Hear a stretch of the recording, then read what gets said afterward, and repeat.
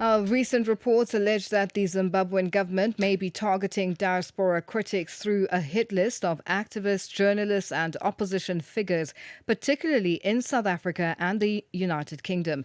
Those included in the hit list are Hopewell Chin'ono, Sikhala and Tinashe Jonasi, among others. And to speak to us further, we are joined on the line by ZANU PF Director for Information and Publicity, Farai Muroiwa Marapira.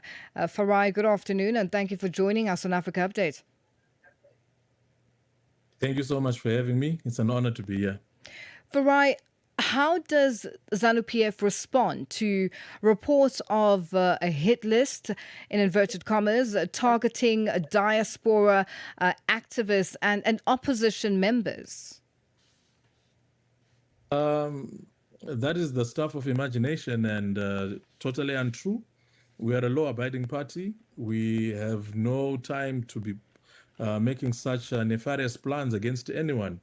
And these are just the rantings of opposition figures seeking relevance. And why would we want to be doing something so extrajudicial as that? That is not in our nature. Now, the issue of surveillance and alleged surveillance or involvement in surveillance and intimidation or threats against Zimbabweans abroad, can you speak to that? Because this is now what is out there. Well, if you have noticed, when these allegations are made, names are never presented. There's always a claim of, I can name these people, but they are never named.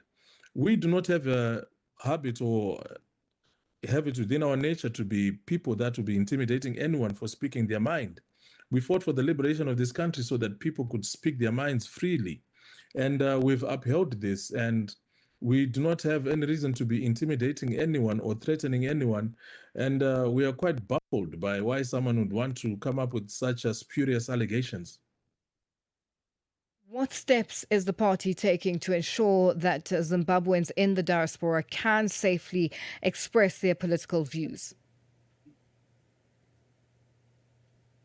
Have we ever stopped anyone in the diaspora from stating their views, or anyone within Zimbabwe? If people can speak freely within Zimbabwe, then why should someone not be able to speak freely outside of Zimbabwe? The question cannot obtain. As a party, we cannot focus on attending to spurious allegations. We are building our economy. We are putting Zimbabwe back on the map. We have reduced our inflation to 1 digit, and that's what we're focused on as a party. The betterment of the people's lives, the continued revival of our economy. We're not going to pay attention to washed up opposition politicians when they make allegations which have no basis on fact. Because I beg your pardon, Farai, I have to ask about the gentleman who lost his life a week or so ago, Kudzai Saruwaka in Pretoria. And we had spoken to Sikhala, and he was quite adamant that there is a list, and Kudzai was one of the victims of that list, and he is also on that list.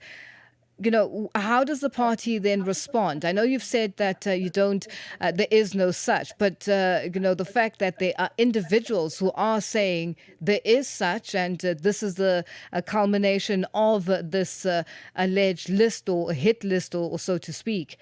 How do you then, what sort of means or ways are you trying to engage with these individuals, if any, to just give assurance that there is no such thing and they should move on with their lives?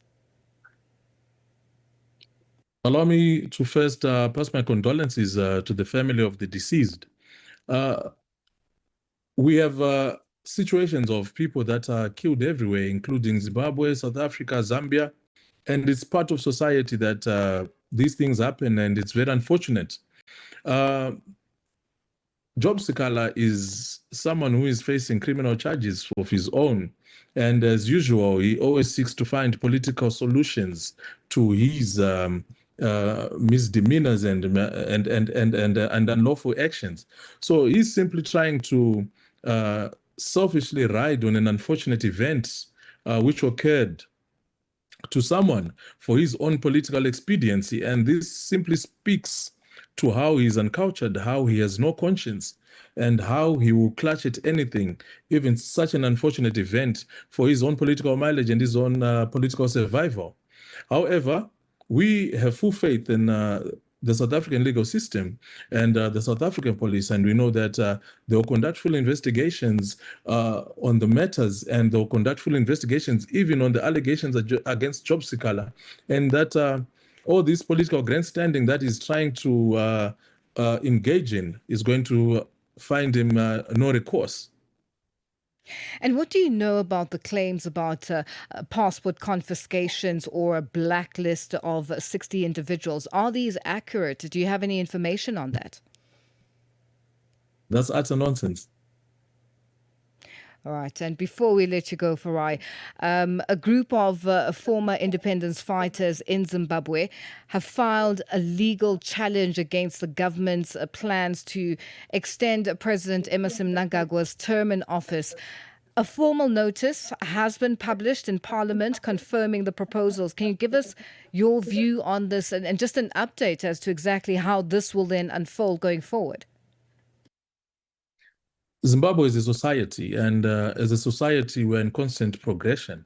And as we progress, we must find identity in our progression. And it has come to our attention and notice as a party that a 5-year cycle is not enough for projects to be done and completed. This is not something which has started in Zimbabwe. This is something which is an example in so many other countries around the world. As to those parties that have decided to go to the courts, well and good. It is their right to seek, as citizens, to follow whatever channels they believe is fair for them. But as a party, we are in full support of this amendment, which seeks to extend the term of Parliament from 5 years to 7 years. And we believe that this is going to give us better stability as we continue marching forward in our economic revival and our economic growth. You know, people are finding Zimbabwe very exciting at this moment. The infrastructural development, the economic growth, the expansion, you know, to be a country that is one of only 2 in Africa that is wheat self-sufficient, to be grain self-sufficient, to be expanding in every aspect. If you look at our numbers, our mining production figures grow by the year. Our farming figures, whether it is maize, wheat, or tobacco, it is growing by the year. We have no colonial record which we have not broken. We are building high-impact dams, and this is what we're focused on. And this is why we believe in longer cycles, so that such projects, when started, can reach fruition before we go into elections. And as ZANU PF, we're in full support of this. We are going to push as hard as we can so that this is realized, because we need this economic stability. We need to give our people this continued economic revival, and we need to chart the best way forward for this to happen. Farai, thank you so much for joining us on Africa Update. We are going to leave it there for today. Thank you so much for having me.